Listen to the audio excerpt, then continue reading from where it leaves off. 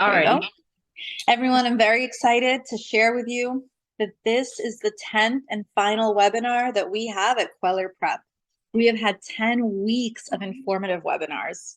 We have gone through resumes, we've gone through college applications, we've gone through essays, we've gone through supplements. This has been a very special time at Kweller Prep.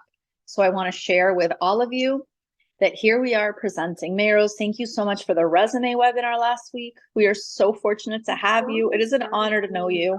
I want to just share with you, everyone, that this is our special moment. This is our very last webinar on a 10-week straight program.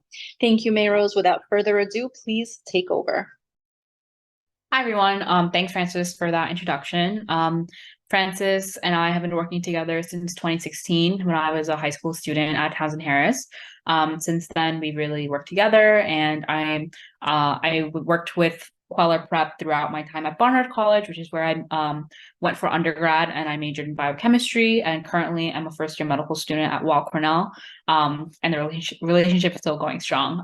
Webinars are definitely one of my favorite things to do. It's really nice to interact with so many people and provide them a hopefully informative session that they can take away some important things for applying to college, creating resumes, etc. So as mentioned, today's goal is to really specifically focus on the college supplements. So I've prepared for everyone just a short presentation on going over really, I think, some key points and highlights of the college supplements.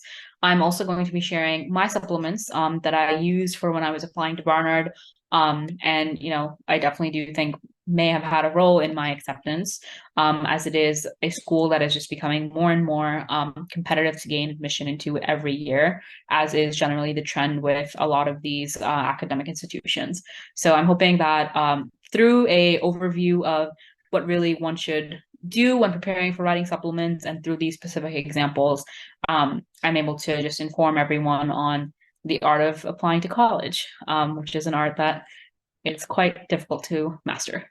Alrighty, so as I mentioned, we'll just get started with the presentation.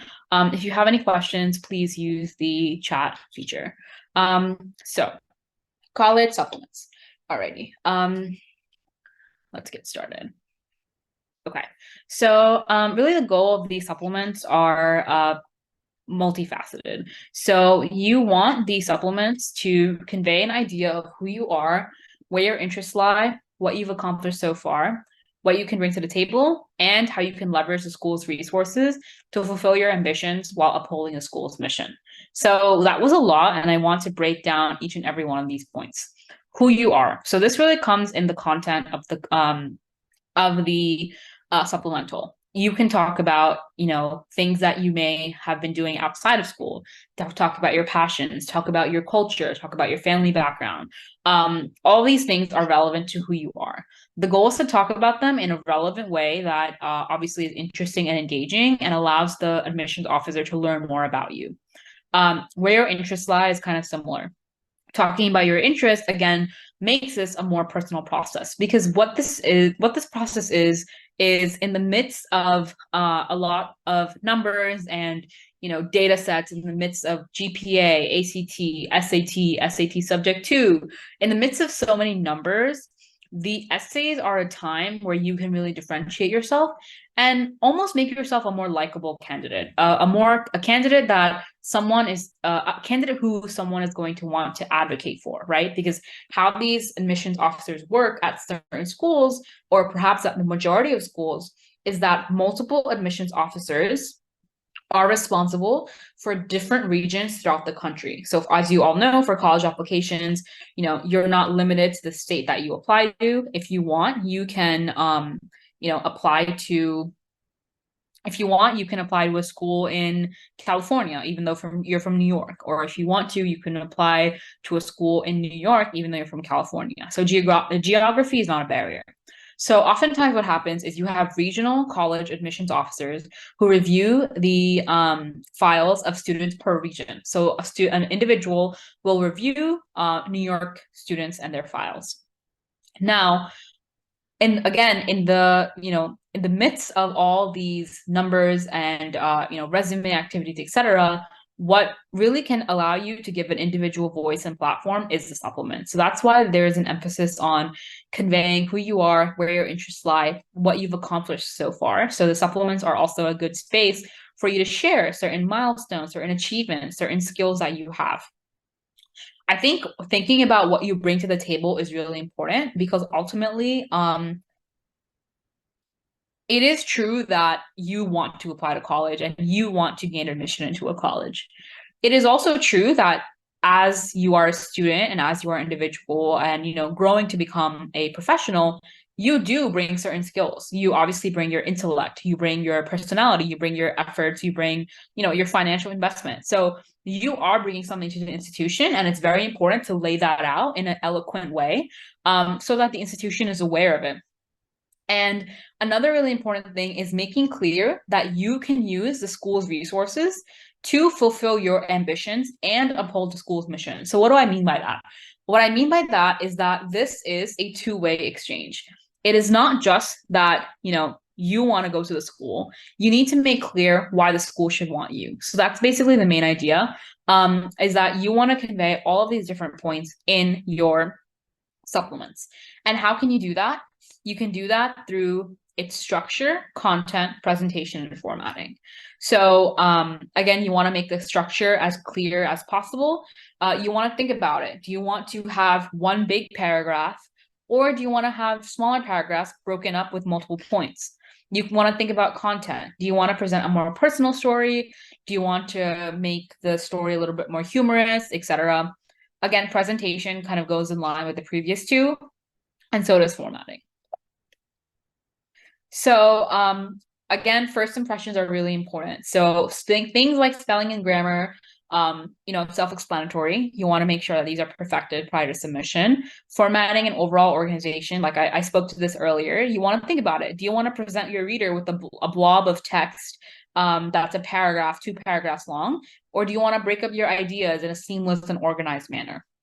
I always say this to my students, clarity is more important than creativity. If you feel, if you're not necessarily super confident in your writing skills, and I would actually argue you don't need to be super confident in your writing skills. You don't need to think that you are, an extremely creative person. I would not consider myself a creative person, but you have to take the aspects of your life that may seem ordinary and talk about them in a way that is reflective and insightful. And that's where clarity comes in. Rather than worrying about incorporating high level vocabulary, rather than worrying about, just making your essay complex, you need to make your essay clear. That is the goal. That is the baseline goal of any essay, of any written piece of work. Your first question should be, is my idea clear? The second step should be then trying to bring your essay to the next level. There cannot be creativity without clarity, because if you are creative but no one understands what you are trying to say, there's no point in your creativity itself. And also, specificity is really important. You want your essay to be specific as possible per institution. The idea is the institution wants to be clear that you genuinely would want to go to their school, and that's why they should genuinely consider you for a spot in their school. Okay, now content also should be completely authentic and original. So you obviously should not feel that you have to fabricate something, or you have to lie, or you have to again create a story for the purpose of a supplement. But you should also be strategic about the things that you include in the content. So what I mean by that is, when they ask you questions, think about how these questions and how the answers to these questions can be written in the written section of the supplements, but also demonstrated by the application. What I mean by that is, let's say they ask you, what major do you want to pursue at our school, which may be a common question, or what are your interests? And let's say your entire resume is about you doing theater and you performing in musicals and choruses, performing in plays. And you tell them, I want to be a biomedical engineer.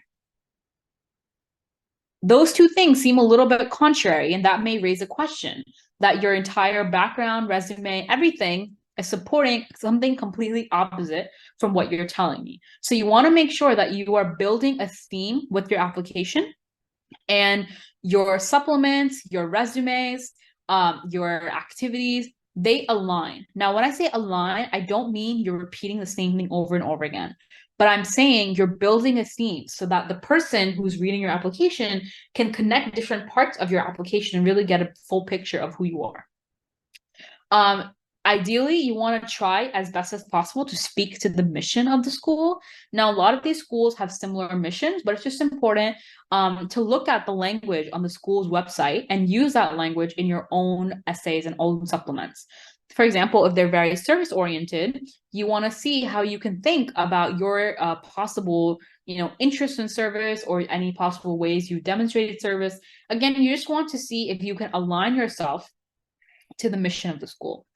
I already mentioned adding cohesion. So, like I said, the purpose of the supplement is really, again, to make the picture, really complete the picture of who you are. It's just, it should add cohesion and not take away or stray from your application. Everything should go together. And your theme or your content in the supplement should not be overly general or overly specific. What I mean by overly specific is that sometimes students, will write their entire life plan in the supplement. That, oh, like going to your school will allow me to major in physics. And after I major in physics, I will then go on to graduate school and I will go into, get a physics PhD, and then I'm going to become an astronaut. This is obviously a very exaggerated example. But my point is, when you are so specific, it can sometimes backfire and make you seem closed-minded. So it's a little bit important to find that balance between being specific and letting the school know your interests and the specific reason why you're applying to the school, but also not making yourself seem closed-minded. Because the reality is, most of you applying to college are 17, 18 years old. I was in your shoes not too long ago. I'm currently 24. The path of life that I envisioned for myself at 18 is somewhat different from the path that I've taken, and the path that's led me to where I am now at 24. There's nothing wrong or wrong with that. It's just how life is. So if you make yourself seem, if you're certain about every single aspect of your life moving forward, that's just going to backfire on you and make you seem actually immature, because you're not accounting for the realities of life. As I already mentioned, you don't want to be overly general either. You want to make it clear why you're applying to the school. You want to make it clear what your interests are, and you want to make it clear how the school will allow you to fulfill your interests and also give back to the school itself. Okay, now I have a few examples of my actual supplements. These are supplements that I wrote for Barnard. And again, the goal of these examples today is to go over our previous points that we've mentioned in these slides through a real life example. So the question here was, alumna and writer Anna Quinlan says that she majored in Unafraid at Barnard. Tell us about a time when you majored in Unafraid. So this is an example of somewhat of a classic question where they're basically asking to learn more about you in a specific way. And a lot of times these questions can be phrased somewhat vaguely. Majoring in Unafraid is a very, specific term used by this alumna. And obviously there's no exact definition that I can Google, right? Like, it's something that is vague enough that I can take some creative liberty with it. So what was my strategy? Or what was my train of thought? Well, for this particular question, I think the circumstances were somewhat generous, in the sense that I had something, a school commitment going on that would be very relevant to this. But again, I strategized the way that I talked about it. So just for some background, during my time at Townsend Harris, there was an interim acting principal, so a temporary principal, and there were a variety of accusations that individuals, including students, parents, and teachers, made against this principal, that the principal was compromising the learning environment of the school. My role in that was I was a student journalist, and I was responsible. I was one of the student journalists responsible for the primary coverage in the newspaper of this issue. So as you can see, there is an event that I'm planning to talk about in the context of majoring in Unafraid. But I'm doing this in a very strategic way. Again, what I'm doing here is I am going against the status quo. I wasn't sure if I should write about this because in a way, publicizing accusations against the principal, there is a clear breach, or there is a clear power dynamic that I'm not following, because as a student, I'm publicizing negative accusations or negative allegations in regards to the principal. However, I've made sure to phrase this in a way that would make me seem in a positive light and avoid any controversy associated. So how did I do this? I'll read this out loud. Are you sure you want to do this? My newspaper advisor asked me for the first time. Yes, I said, and pressed publish. So if you notice, I immediately start with a supplement in the scenario. So I'm bringing the reader immediately into the scene. And I'm really bringing myself into the center stage. So I'm phrasing that my advisor is asking me a question. And, this language, the setup of me saying, yes, I said, and press publish, again, is bringing me to the center of the action. I'm the one who's pressing publish. Again, like I said, everything should be authentic in the supplement, which is true. I did this, but again, you are putting your best self out there. So I didn't include other details relevant to the scenario, such as the fact that I was, alongside my best friend and fellow co-editor who was doing the same type of work. So again, just strategically, because I'm the student applying to Barnard, I'm the student who's putting their best foot out there, I'm the one applying, you want to, it is absolutely fine to make yourself center stage and see what things are most relevant for the purposes of the supplement. So in this case, I put myself on center stage, which it was true, but again, just to be clear and to give you all an example of how you can be creative with your writing, I made sure that I was center stage. At this moment, I didn't refer to or speak about my co-editor's involvement. Okay, moving on. For the past few weeks, I have been publicizing multiple accusations hurled against my principal. They consist of allegations of teacher harassment, the use of foul language with subordinates, and a lack of professionalism. Through my journalistic work, I have corroborated much of these claims. Okay, so what have I done? I've I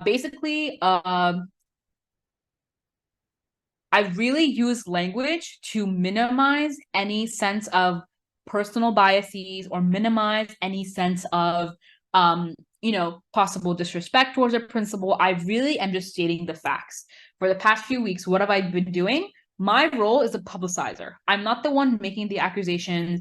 I am doing journalistic work. So again, it's very important to use language that's specific in the supplement, because you don't have a lot of words. As you can see, it's 100 to 250 words. So these are really examples of when you have to pick and choose every single word to make sure that you can get your point across in the word count they give you. The next paragraph. The process is not simple. With every article, I attach my name to a brewing controversy that even teachers hesitate to be associated with. I weave in and out of crowded hallways as teachers dread to be seen with me. They fear personal retaliation by the principal, and I too am afraid to jeopardize their professional careers. This is a paragraph where I am more directly relating the idea of what I'm talking about to the question of majoring in Unafraid. I'm talking about the idea of fear. So this is another important thing in your supplement, is you don't necessarily have to say word for word what the question is telling you. I don't have to say, I majored in Unafraid when I was a principal, when I was publicizing accusations against my principal. I'm taking the framework that they gave me and I'm using it to craft my idea, but I'm not repeating the exact same language in the question. I'm trying my best to be creative. So how do I be creative while still answering the question? I make sure to use the keywords associated with the question. So words like fear, afraid, again, obviously are relevant to the question. Hesitate, teachers dread to be seen with me. So this paragraph, its goal was really to demonstrate the seriousness of the situation and why I was afraid. In the midst of this ugly controversy, I'm expected to provide the public with the truth, and I am daunted by this immense responsibility. I fear that I may fail to accurately convey the tense atmosphere between the student body and principal. I fear that I may be accused of bias. I fear that the credibility of my work may be questioned simply because I'm a child. Despite these fears. So now the previous paragraph is adding on to the aspect of being afraid. The next paragraph, again, remember, the question is majoring in unafraid. You have to make your transitions clear. You have to make your train of thought clear, especially in a supplement when you have so little word count. So I'm using a transition. Despite these fears, I continue to press publish. I continue to inquire so that I can inform. I continue to report the truth. I continue to differentiate between fact and myth. The power of the pen, or in this generation, the power of the keyboard, is a power that I possess. No one can take it away from me. So this last paragraph is really what tied everything together, is that I established that I was afraid, but I also established that in my role of journalism, where I was publishing, where I was, inquiring, where I was reporting the truth, it basically empowered me and it allowed me to be unafraid or push through these fears. So this was my overall take of the question of majoring in unafraid and how I answered it. If there are any questions, please feel free to throw that in the chat now before we move on to the next question. I'll just give it a minute or two.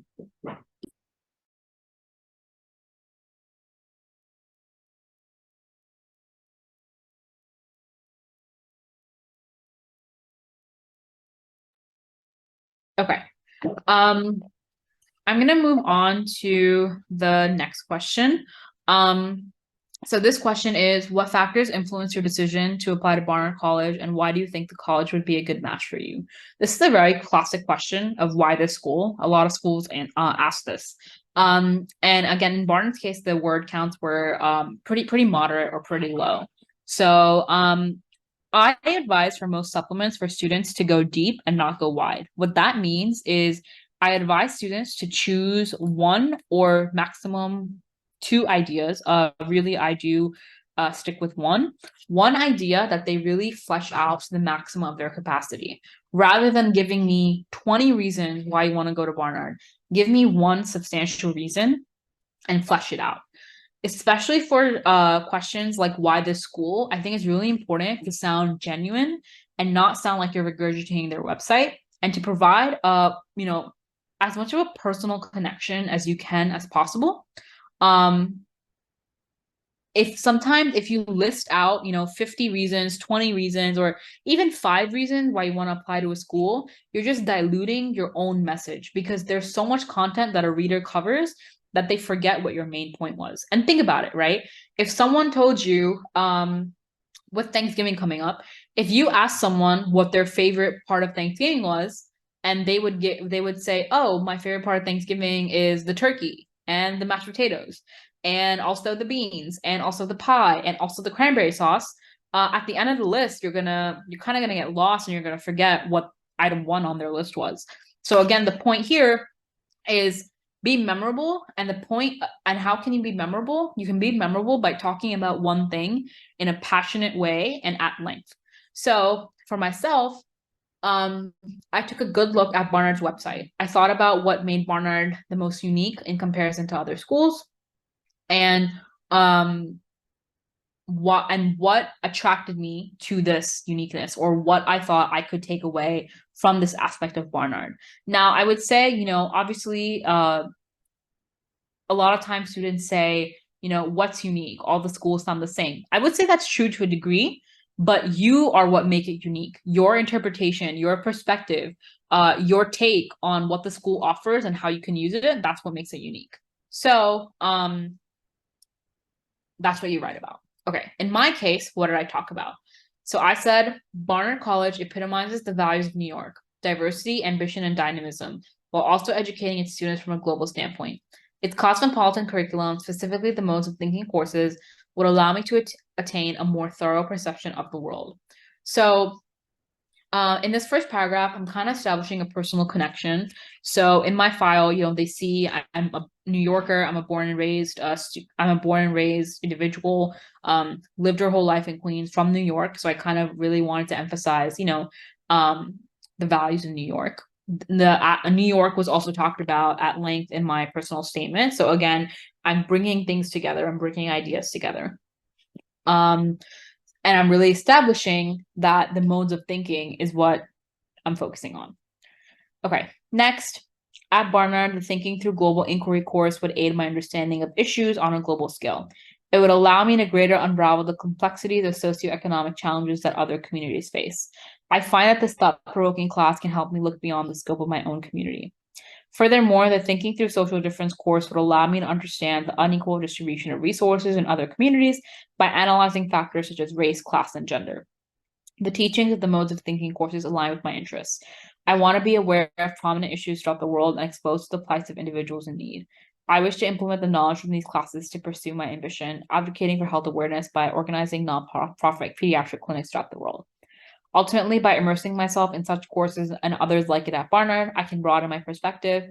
In this way, Barnard College can provide me with endless opportunities to promote change within myself and the faculties to promote change throughout the world. So, as you can see, overall, I was focusing on the modes of thinking courses, and I just picked out a few examples that supported my overall claim, which is gaining a more thorough perception of the world. Now, the one thing that I would say, looking back, that I don't like about this is just this very specific statement that I made towards the end. The advocating for health awareness. It's quite specific, and obviously a little, long term. I guess now is where that's more immediate since I'm a med student. But again, here I was applying to college. So this is something that I think looking back, I probably could have rephrased, but this was supported in my resume because I was a volunteer at Jamaica Hospital. I was a volunteer at Flushing Hospital. So my interest in healthcare was somewhat relevant through that. So again, it's not super random, but perhaps a little bit specific looking back. But again, the idea is going deep and not wide. I'm focusing on one aspect of the school that really spoke to me and how I can use it and how I can leverage it and why it interests me. Any questions about this prompt so far?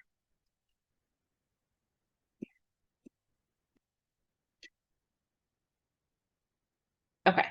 So the last prompt that I'm going to discuss is pick one woman in history or fiction to converse with for an hour and explain your choice. What would you talk about? A lot of times students struggle with this prompt, and I remember the first person that came to my mind when I was thinking about this prompt was Marie Curie. I was like, okay, they're asking about a woman. She's a woman in STEM. She made huge sacrifices, even like died due to the pursuit of her research. Boom, I'm done. She has science. The reality is that that person was someone who I thought about really just from a Google search. And it wasn't something that really spoke to me. It wasn't something that I thought about a lot per se. It was just, I wasn't thinking deeply enough about this, and it was the first person that came to mind.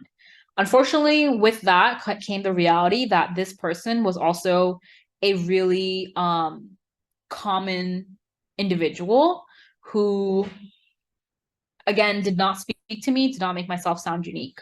So I really thought about this. I thought about, just the women I see every day. I thought about the women around me, again, because you do have leverage with this prompt. They say history or fiction. So there's a huge variety of women you could think about. And suddenly I was actually at a restaurant one day with my friend, and I saw this picture of a woman who many of you may have seen before. This woman was photographed by the National Geographic, and is an individual that I wrote about. And the reason that she spoke to me is because, again, her life story kind of did speak to the things that I was interested in, which included, healthcare. She's unable to access healthcare due to her status as a refugee.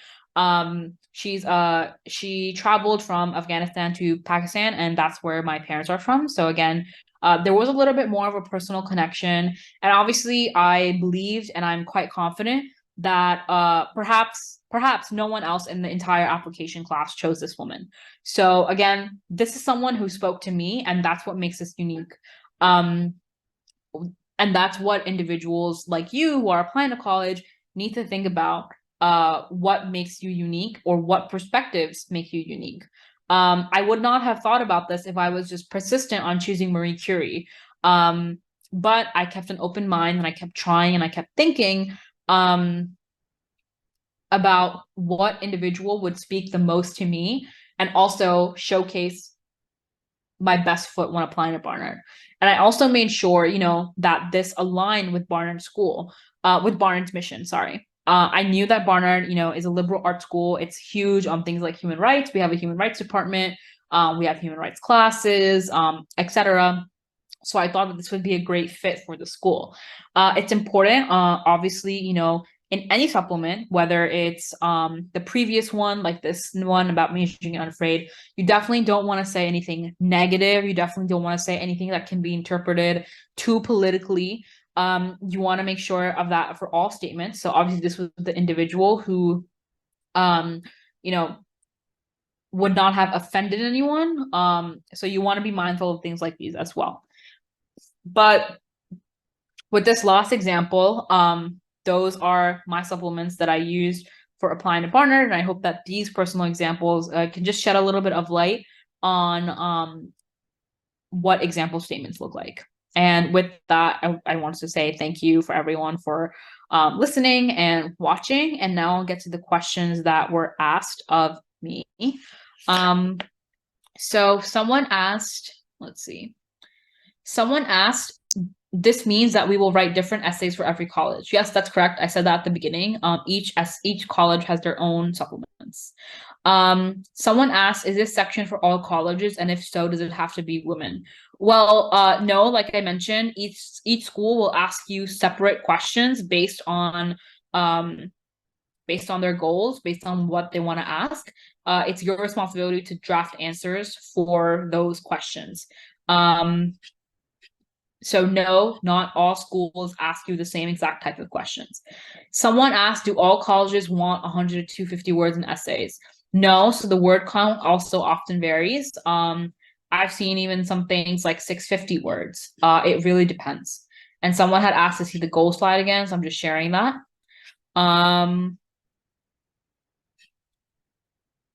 Someone asked, the word count is 100 to 250. Where should you land? So I think for my essays, I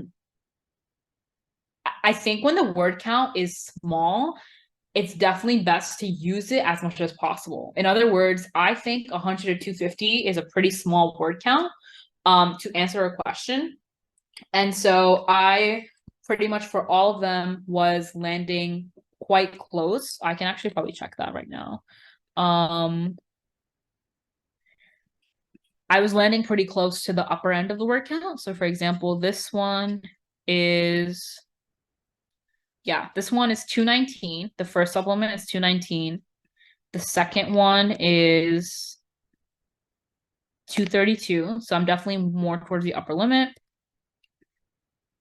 And the last one is exactly 250. So I think it really depends, but you want to make sure you want to use the word count to help you, not hurt you. You don't want to be lazy with this. And you also want to follow the rules, because if you don't follow the word count, your essay will be compromised. It will be cut off.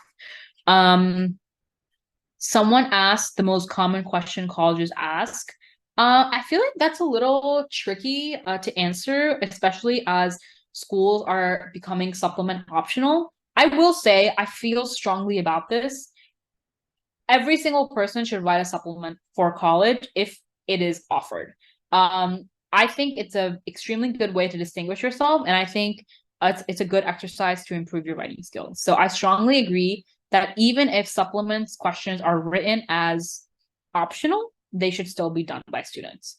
Someone asked, it's a broad question, but I was wondering if you know the difference between writing an essay for college or university, or if they're the same. No, there should be no difference. I think the skills and goals that I mentioned here, strategies, all stay the same. The content might vary if you want to, if you want to acknowledge Universities are usually quite large. They have a variety of resources, etc. You might want to acknowledge that in your essays, but no, nothing really changes. I'm hoping to give you all skills and tools so that you can apply this to any college that you apply to rather than, just individual sessions. Someone asked a great question. If a college has the question that another college uses, can we use it? Or should we make it different to fit the correct format? That's a really excellent question. So this happened to me. I would say things repeated less in when I was applying for undergrad, but when I was applying to medical school, a lot of the prompts repeated. So a lot of the prompts ask the same thing, like what makes you diverse? How will you add to the diversity of the school? In that case, if the prompt is almost verbatim the same, I would recommend you absolutely can use the same type of essay. Just make sure that the word counts are still, applicable. So you may need to shorten an essay, you may need to lengthen it.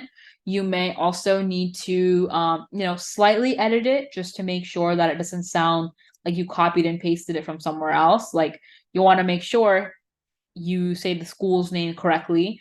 If you're submitting essays to Barnard and Columbia, you want to make sure the Barnard essay says Barnard and the Columbia essay says Columbia.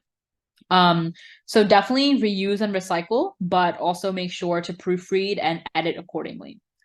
Someone asked, when writing an essay, is the level of writing skill something looked into heavily? So I would say that's a difficult question to answer because writing skill is a very subjective word. Like I said, writing skill, the primary thing before you even consider creativity or style, the primary thing is clarity.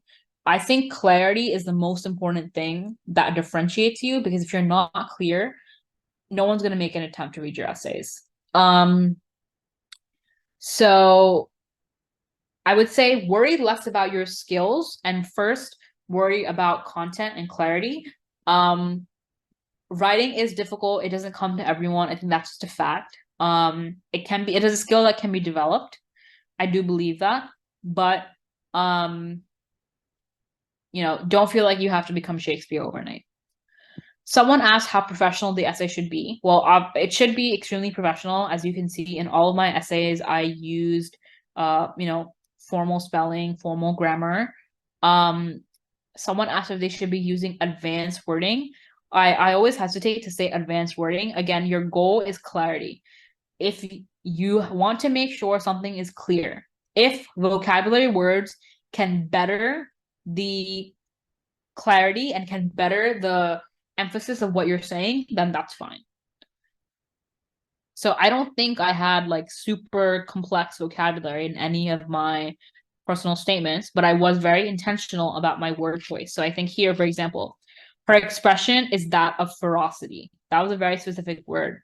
Because if you look at this woman, I'll show you an image of her in case it runs into anyone's mind if they may have seen her. This is the image of the woman that I'm talking about. She's in a lot of posters.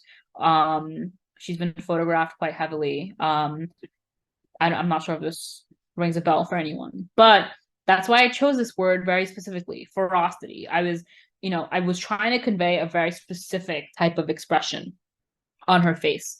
Here, I used a very specific word, her ruddy complexion. Again, piercing gaze. These are not high-level vocabulary words, but these are words that are very specific.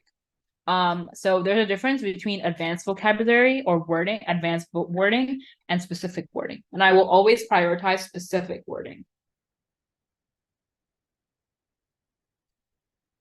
Any other questions?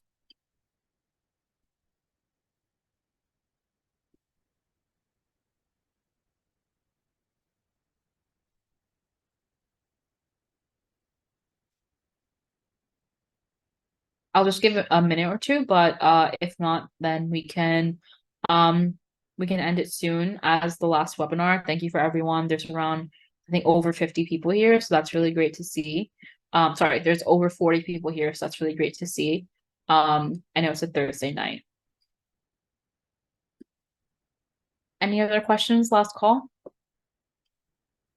Francis, I don't know if you're still around, but perhaps if you want to close. I guess can we go over just like some maybe like samples of different essays, supplement? Did you go through that with I want to see if there's I don't know, like can you guys pick a college and we'll look up the different sample essay supplements, everyone? Or do you want to just pick a few colleges and let's just do like, I don't know. I can do that. Let's Whatever.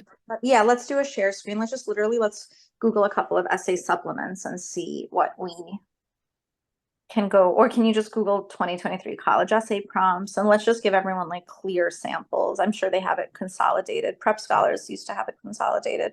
Good, let's go everyone. Okay, come. All right. So someone had stated brown. So I'll Can you just go. make the screen gigantic? Oh, sorry. Is it big Yeah, now? it's good. Yeah, that's good. Okay, perfect. Okay. So someone had stated brown. So let me see. All right. Okay. So question one. Brown's open curriculum allows students to explore broadly while also diving deeply into their academic pursuits. Tell us about any academic interests that excite you and how you might pursue them at Brown. This is a very classic example of what I was showing earlier, which is basically the why this school. They're basically saying, we have a curriculum. Tell us about how you might want to take advantage of that curriculum through your interests. So again, my first example of the question that I gave was a standard, response to this. As you can see, Brown's essays are pretty similar to Barnard's. And what I find interesting is that Brown is actually requiring you to do this. I've seen schools like Colgate, and I believe they say theirs are optional. But as I already mentioned, I strongly recommend, and everyone does, supplementals. Question two. Students entering Brown often find that making their home on College Hill naturally invites reflection on where they came from. Share an aspect of your growing up, share how an aspect of your growing up has inspired or challenged you, what unique contributions this might allow you to make to the Brown community. This is I would say questions like these are definitely pretty popular in higher education. So this is an example of a diversity question asking what your experiences, allow you to speak for. You can talk about things like gender, race, social status, economic status, and really how that's shaped you, challenged you, and what unique contributions this might allow you to make to the Brown community. So I'm going to share an example of something that I think can work for this. It wasn't for applying to undergrad, but it was for applying to medical school, where they asked about if you identify as a disadvantaged student. So I can show that.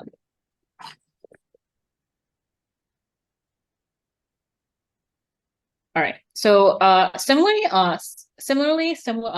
question where they're asking, why are you disadvantaged?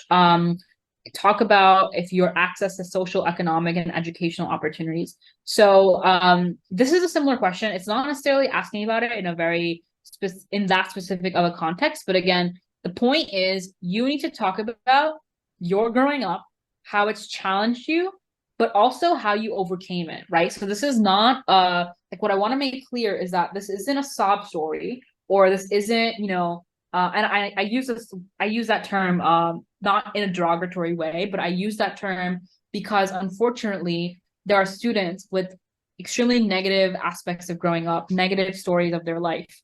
But you have to indicate how you've grown from there.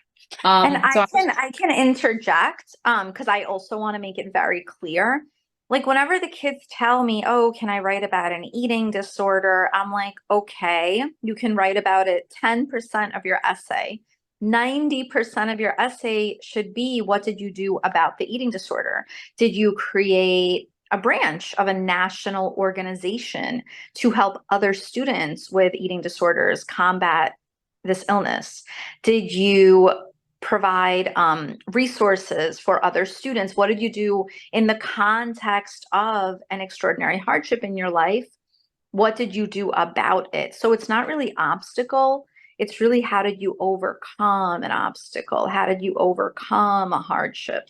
So writing that you've had difficulties, I would definitely not focus on that. I would focus on how you overcame the hardships. Yeah, I absolutely agree with Francis. What you want to have is you want to have a growth mindset.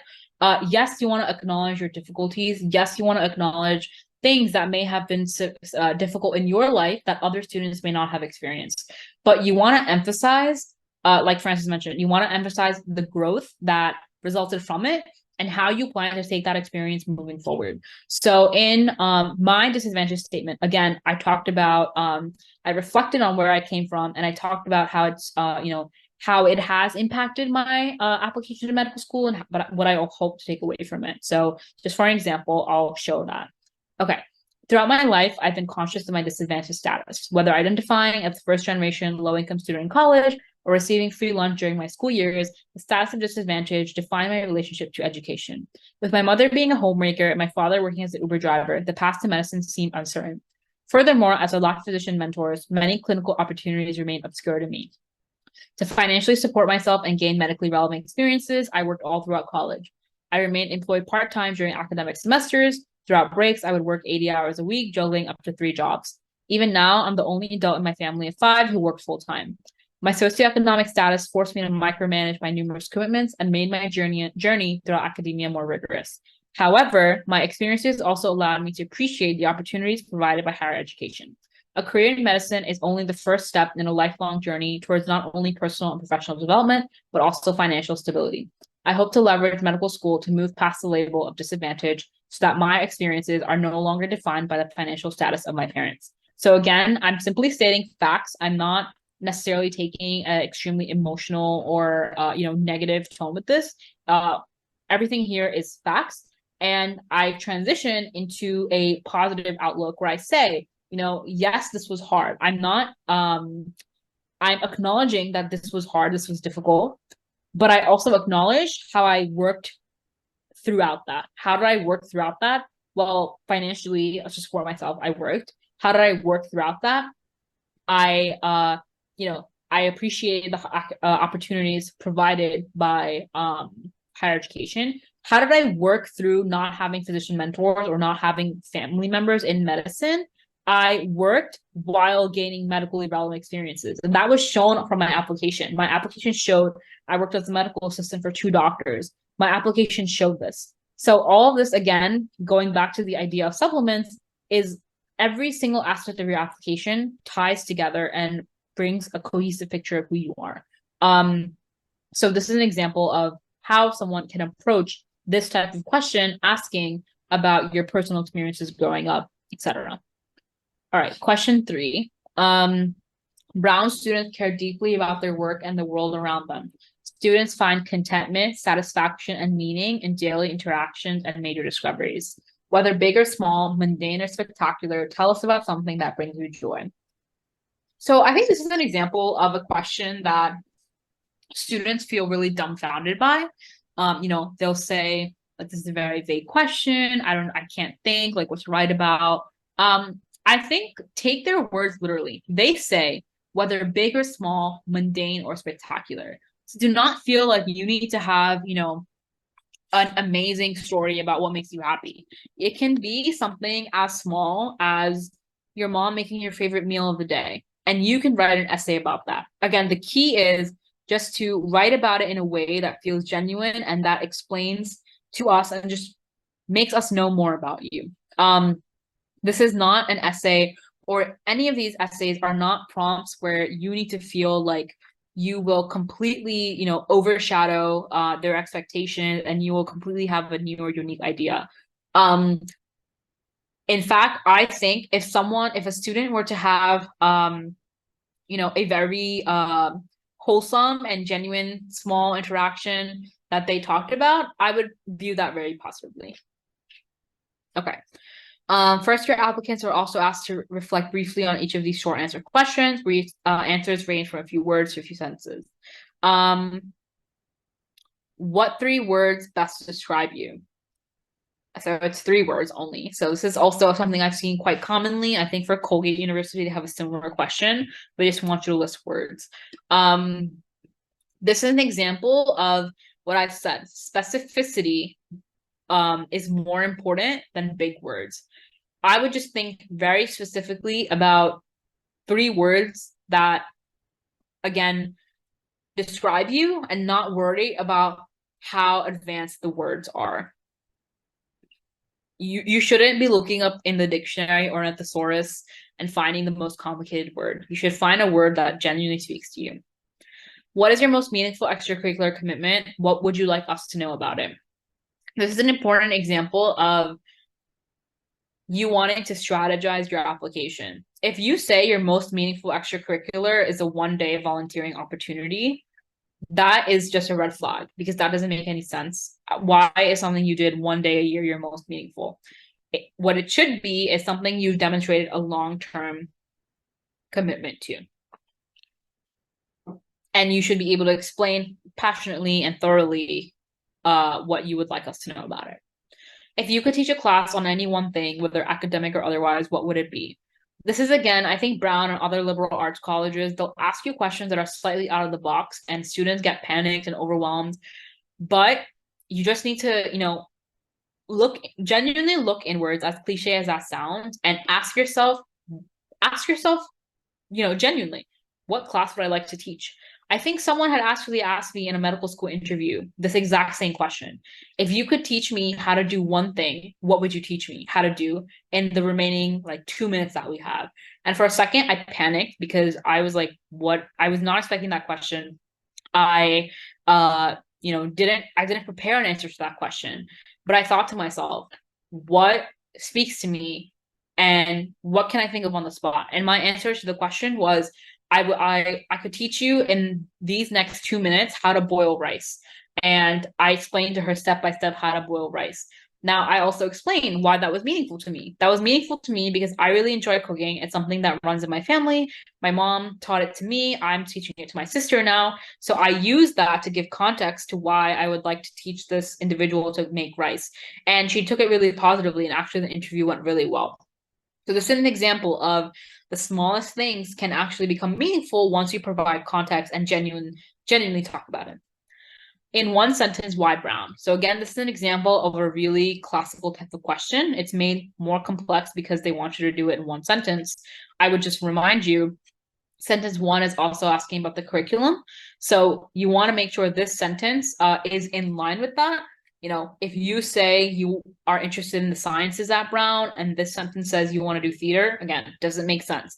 So think to yourself, how can I say different things? How can I say different things that are all aligning with one another? How can I make sure I'm not repeating myself verbatim? How can I make sure that I'm building a picture of myself and I'm using each and every different question as an opportunity to showcase a different side of myself? Someone asked in the chat, what does first year applicants mean? Don't you apply once? Well, first year applicants means individuals who are applying for freshmen at Brown. You can also apply as transfer students.